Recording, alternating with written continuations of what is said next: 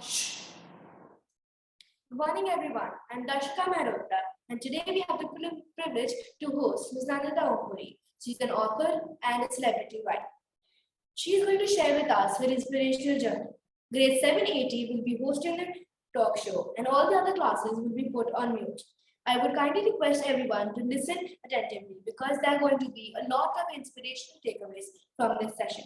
Before we start the questionnaire, I would like to request Kaira Purkar to give a brief introduction of Miss Omri. Good morning, everyone. I am Kaira Purkar, and I would like to give a brief introduction of Nandita ma'am.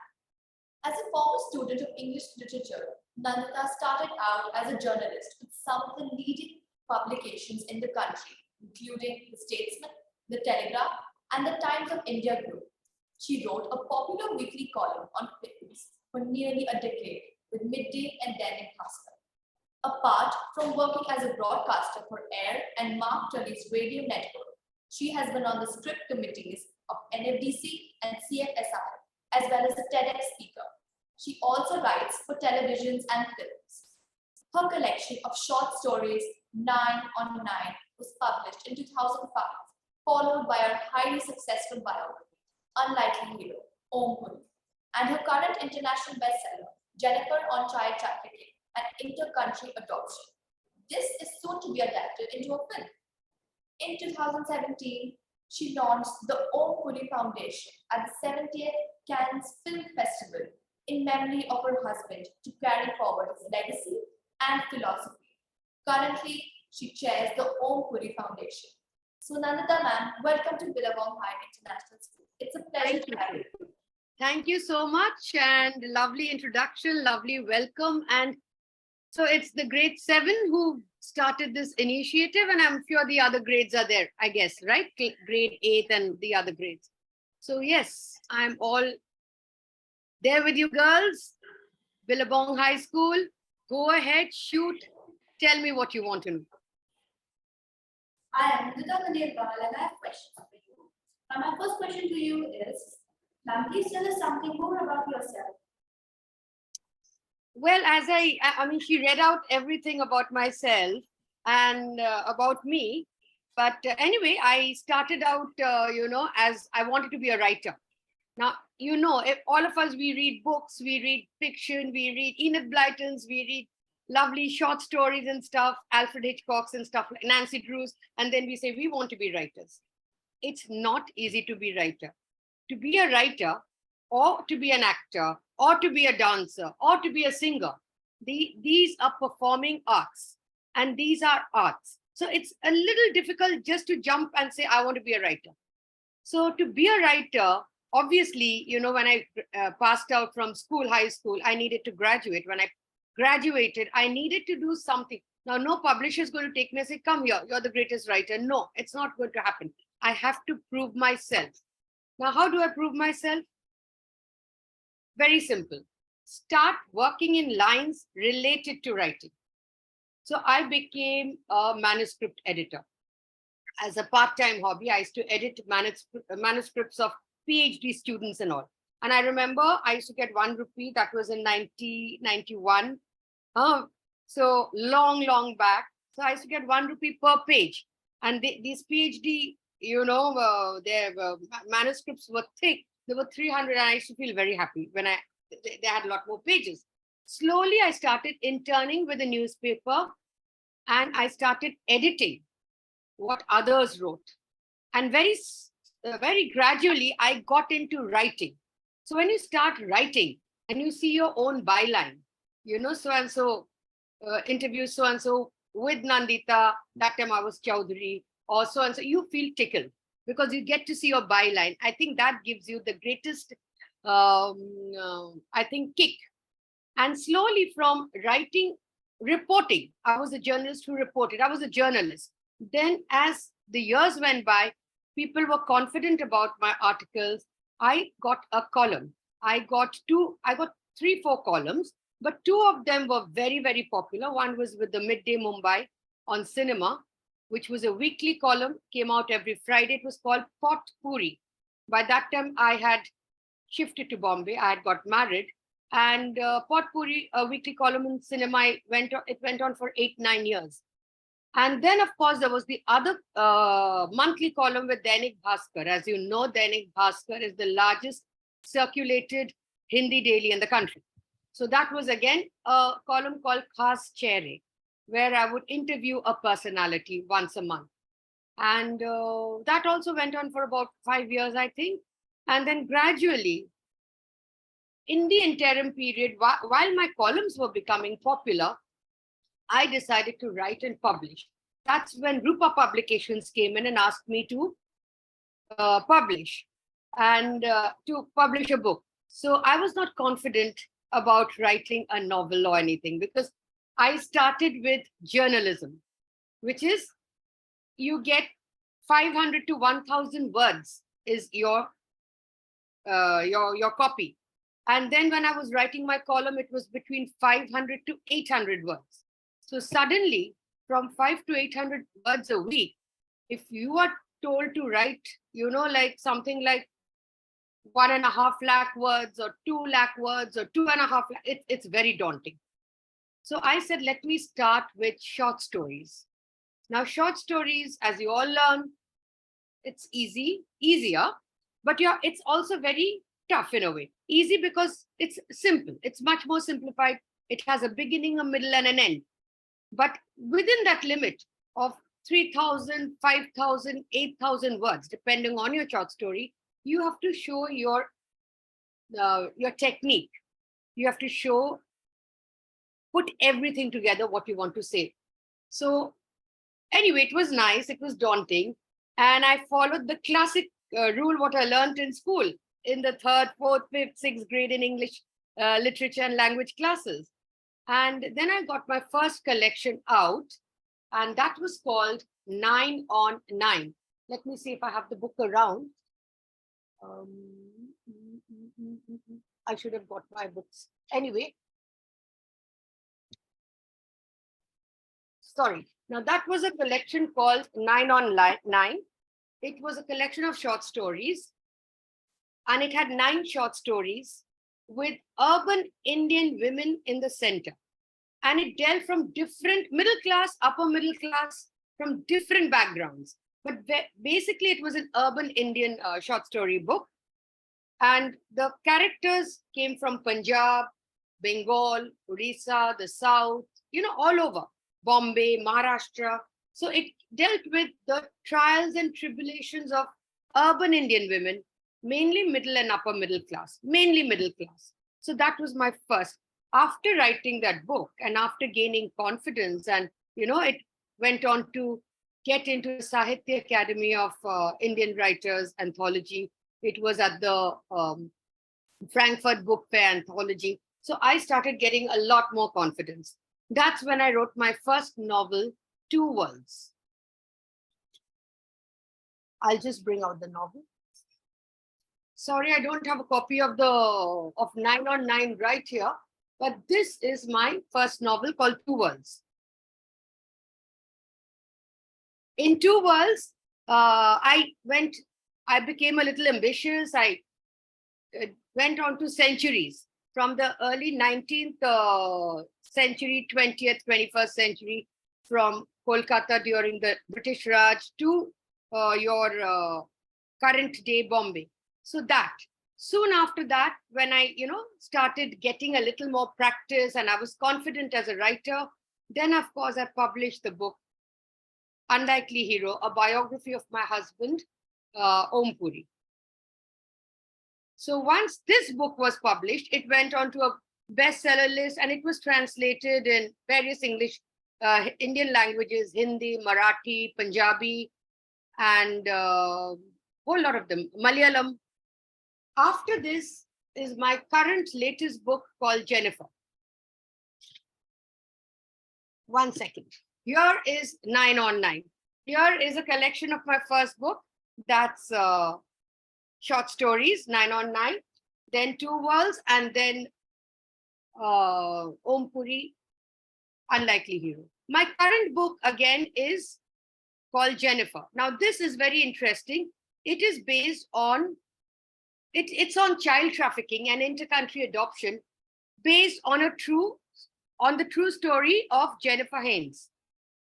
So I got a little ambitious and I integrated faction with fiction. So it's called a faction. Unfortunately, I don't have a copy of Jennifer right around, but I'll bring it up. So that is how my journey started. And simultaneously, I was also a broadcast journalist.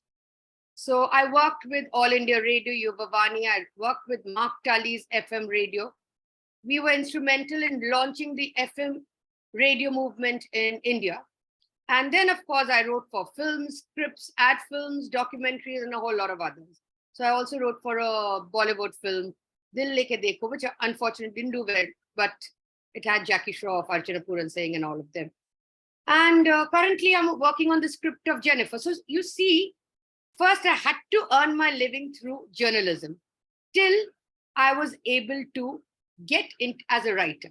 So it's not always that writing books or fiction writing pays. It doesn't always pay. So you have to substantiate, whether by copywriting in ad agencies or whether you want to do journalism or manuscript editing, whatever. They're all related to writing. So that's how you have to be practical. I always tell students when I lecture them that always follow your passion. If your passion is to be a singer or a dancer, follow it. To be an actor, follow it. But on the side, have a backup. If you want to be a singer, learn as a backup, teach singing. If you're a dancer, as a backup, give performances, commercial performances, teach dancing lessons. If you're an actor, you have to do a whole lot of it's tough.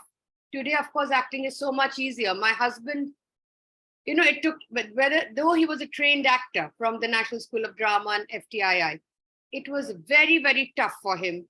It's 10 years, he struggled. He taught acting in actor studio where students were Anil Kapoor and Gulshan Grover and others. So he taught till he made it in films. And you always have to keep a backup. I tell my son also the same story. So that is my story in short. Thank you, ma'am. My next question to you is, how's your journey from being a simple Kolkata girl to acquiring a celebrity status in Mumbai? I didn't get the question. Can you speak a little louder? How was your journey from being a simple Kolkata girl to acquiring celebrity status in Mumbai? Well, it's great. It was fun all the way because, yes, I was a very simple middle-class girl sitting in Kolkata, and I have some of my friends teaching there. So it was a very nice, happy-go-lucky middle-class life. Then one day, I went to interview Om Puri during the filming of City of Joy. And that's when I met him. Eventually, we got married and I shifted to Bombay.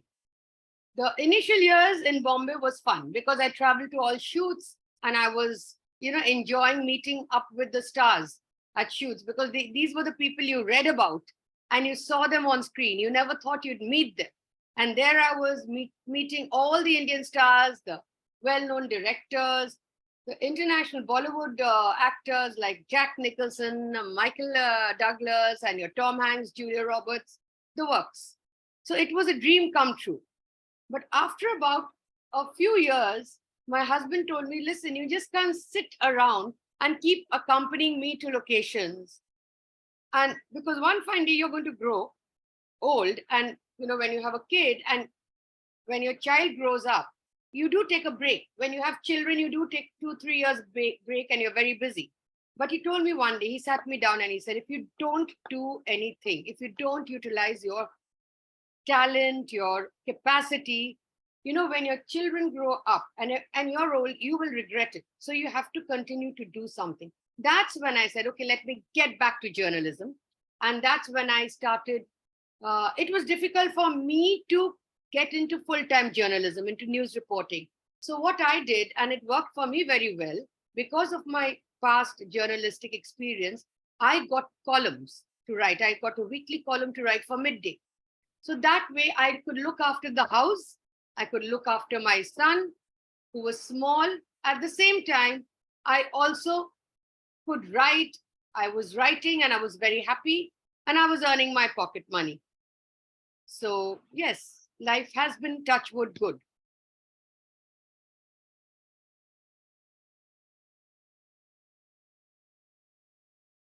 Any more questions? And I would like to ask you some questions. So my first question to you is, did you face any challenges in your path?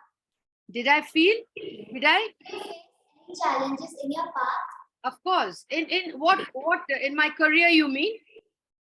Yes. Yes, I did. We all face challenges, but you have to be very positive about your challenges.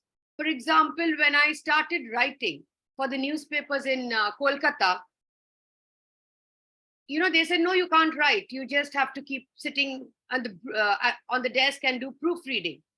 But I insisted. So I went out, I got, very dynamic interviews, I would say. And then slowly people recognize. When I came to Bombay also, people, when I first said, my husband said, you must go out and start writing. So when I went to the midday office and I met the editor, he said, of course, I've seen your bylines earlier, but will you be able to write now? I said, why not? He says, no, but you're Om Puri's wife. You're a star wife. So you think you can write? I said, of course I can write. Try me. And I started writing. It was difficult because I was writing after 3-4 years. And there was, as you call, the writer's block. There was lack of self-confidence. But I think after a couple of months, I moved. And then that confidence grew. And then I felt, yes, I can write. And then the flow came in easily.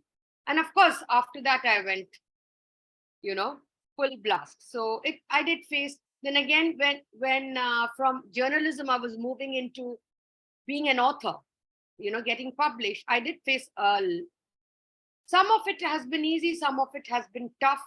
But yes, the journey has been there. Sometimes as a writer, it's frustrating because a writer is a very lonely job and it's the world's slowest profession. So for days, you've locked yourself up writing, and then you spend equal number of months, maybe sometimes years with your editor trying to make you rewrite the whole stuff. So that itself is very daunting and discouraging. But I don't think one should be discouraged because that's a lesson in learning. So one should look at it that the end product is going to be very good.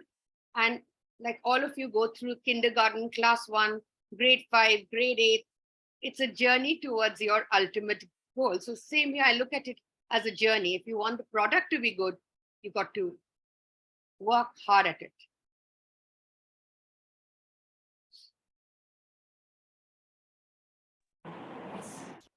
I am Atreya and I'm going to ask my question. So I would like to ask you, who do you consider as your idol and your biggest support system in your life? My husband, you mean? My family? Yes, absolutely. Absolutely.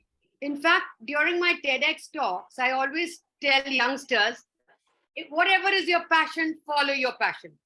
If you want to be an artist, professional artist, it's difficult. So you have to, as I said, as I just explained, you need a backup. Okay.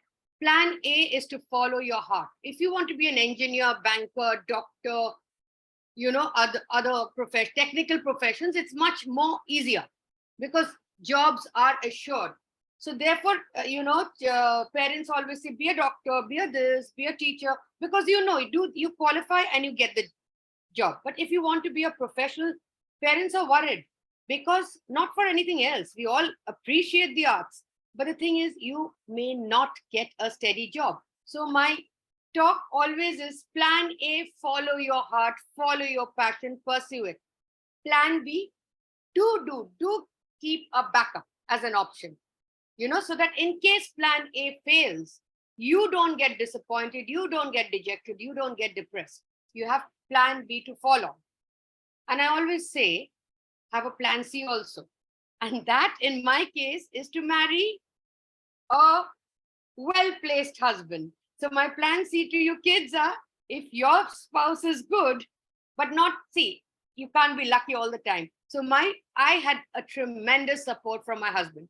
If my husband was not there, I probably would have just been a journalist and a proper full-time working journalist. But I can write, I can start the Om Puri Foundation, I can do philanthropy, I can indulge in my passion because my husband was there to take care of the home. If he wasn't there, probably, I wouldn't have been able to do so much of creative writing. Journalism I could, but not creative writing. So yes, and then apart from my husband also, whom I really thank is my staff. They are very, very strong. You need a well support system at home so that when you are busy, the home is looked after, the husband is looked after, the children are your children are looked after. So your support system, your staff is very important.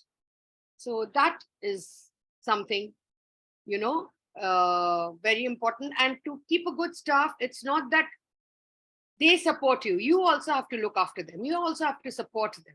That is very, very important. You have to treat the staff as your family member because relatives are not there when you need them. On a day-to-day basis, your relatives are not there. Your relatives are there. They are blood relations. You can meet them whenever and reconnect. But it is your friends, your staff, who are your family. So I think that's very important. Ma'am, my next question to you is, which story did you enjoy documenting the most? Beg your pardon? I can't hear you. Which story did you enjoy documenting the most? In my short story book? Yes. Or in all my books? In all your books. Okay. I enjoyed documenting all the books, very honestly. It's like telling a mother who's your favorite child.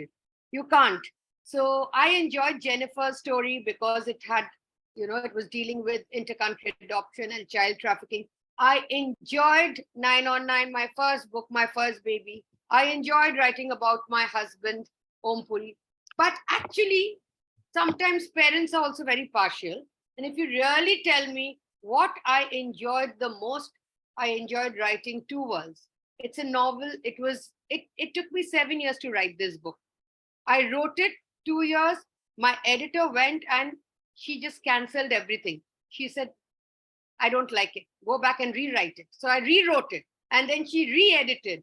And then, we did the corrections. It starts, as I said, it's a historical thriller.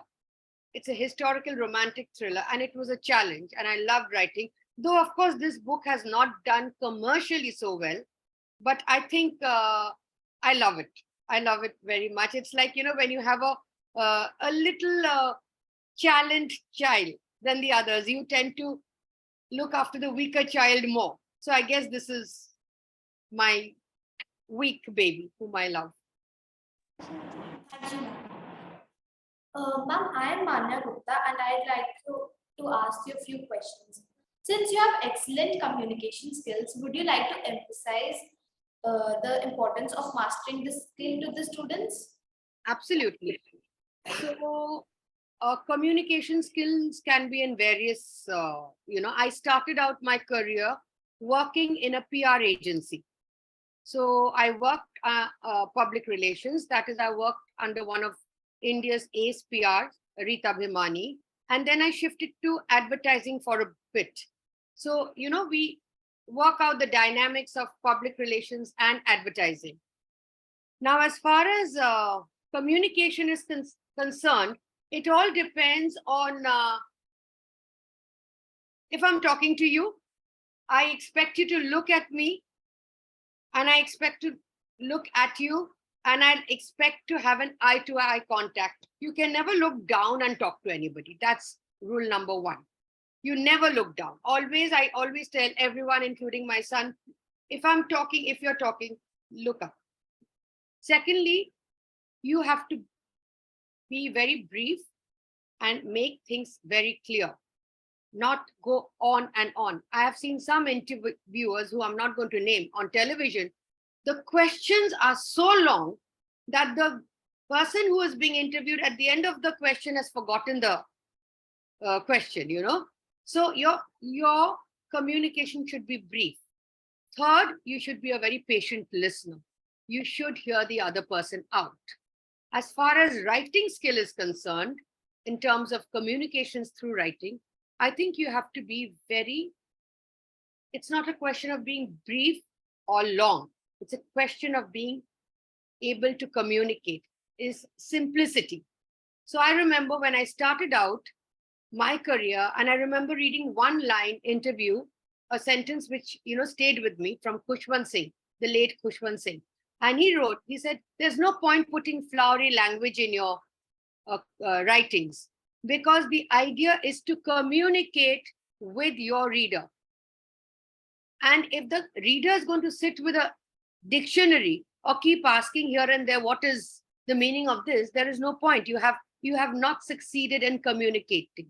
So the easiest is to be simple, is to be smart, and so that you communicate with your reader. And I guess that also goes for conversations. But conversations, as I said, looking into the eye is very, very important, and not looking down.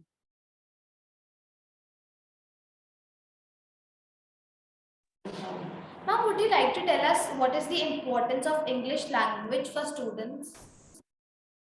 English language is a very important language, and we all have a mother tongue, whether it's Hindi or mine is Bengali. You have, you know, Malayalam, Tamil, Gujarati, Marathi. But I think English is the universal connecting language today. I'm not talking what it was in ancient times, whether it was Latin or Sanskrit. I'm not talking what it's going to be in the future. I'm talking what was in the last 300 years. That is because Britain was the ruling power.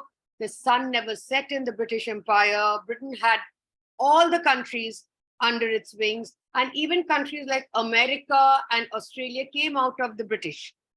It was the British convicts who slowly built. So the one language of communication was English. And obviously, apart from the Commonwealth country, and today English, despite the fact Hindi is a national language, but we can't forget, Hindi is a language which does not bind the entire country together. Hindi is a language of the North. Mainly, it is a language of UP, MP, the Gangetic belt. Even in extreme North, Punjab, they are not very familiar with Hindi. If you go to Vancouver, or you go to, you know, San Francisco, which is full of Punjabis who are straight from Punjab and who've landed in Canada. Now, all of them, they have a working knowledge of English, and they have no knowledge of Hindi, and they speak Punjabi. So if you're in a group of Punjabis and you say, Zara idhar aiye tum, they look at you as if you're speaking Greek or Latin, because they do not understand Hindi. And similarly, if you go to the South, because the Southern languages, the Dravidian languages, are completely different from the Northern languages. You know, you can make out Hindi, Rajasthani, Haryanvi, Gujarati. They have a little bit of similarity. You cannot, the South. So it's very unfair that, you know, to have Hindi. Hindi is a national language, with all due respects, let it be the national language. But I think English is a language of communication. Tell me in which state, in whichever state of India you go, even if the numbers or the bus stops, stations are all written in the local language, there is always a byline in English. If it's in the South, there'll be a Malayalam post and an English post. It will not be, if it's in the North, it'll be a Hindi and an English. It will not be a Hindi and a Bengali post. Or it will not be in Gujarat, a Gujarati and a Tamil post. So English is very, very, very, very important. And you guys are privileged because you are in an English medium school. So the main language of communication is English. And I'm sure, despite, you know, you coming from various states, I mean, various communities, be it Marwari, Punjabi, you know, UPite, MPite, Rajasthani, I think English is the language you all think in. So, and it is a world language. The world functions in English. Whether French is a second language or Spanish is a second language, the ultimate is English.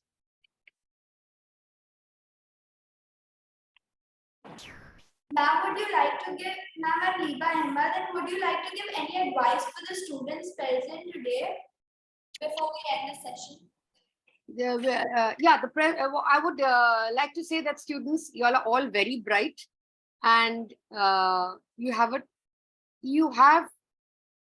a tough life ahead of you. And we all had tough lives. It's not difficult. I don't say it's difficult, it's tough because you have to give a lot of exams, you have to get onto your careers. But at the end of it, I would just say follow your passion. Whatever is your passion, don't go by what your parents say. If your parents are a doctor, banna hi hai. My dad always told me doctor to banna hi hai, and I was literally very poor in the sciences. So I couldn't become a doctor, A. And my passion was not to be a doctor. So please follow your passion, work towards it. Don't disobey your parents, but work around them, and always keep a backup. Always be practical also. Don't choose a subject which you are not capable of delivering. Choose something which you can deliver and be very true to your passion. So if you want to be a banker or you want to be a musician, if you're passionate about banking and if you're passionate about engineering or music, it will not feel a drudge. You will not think what a career I've taken. Oh my God, I'm only crunching numbers. No, you're not, because you're enjoying crunching numbers. So definitely, if you love your career, if you love your passion and you follow it, career will be a cakewalk. I'm telling you, I may have faced challenges in writing, but I enjoyed every moment of writing. And today, if someone told me, would you like to change your career? I would say no. I enjoyed writing. I enjoyed being a journalist. I enjoyed being a writer. I enjoyed being in communications, and I love it. On behalf of PHIS team, I would like to extend my heartfelt gratitude to you for giving your valuable time to us. Your journey was truly inspirational, and there are a lot of valuable takeaways from your session. Thank you once again, ma'am, for being with us today, and best wishes Thank for you so much. Thank you so much. It was wonderful interacting, and all the best to you girls. Take care. Thank you so much, Nandita. Oh, most welcome, Simi. Simi is my childhood friend. We have, I think, spent our teenage years together, right? Yes. Yes. Thank you so much. It was really inspirational for my children. A lot of takeaways, and I'm sure they will learn a lot from your inspirational journey. Thank you. But they're very, very bright kids. So I'm sure they'll do well wherever they are. Thank you. Thank you. Thank you.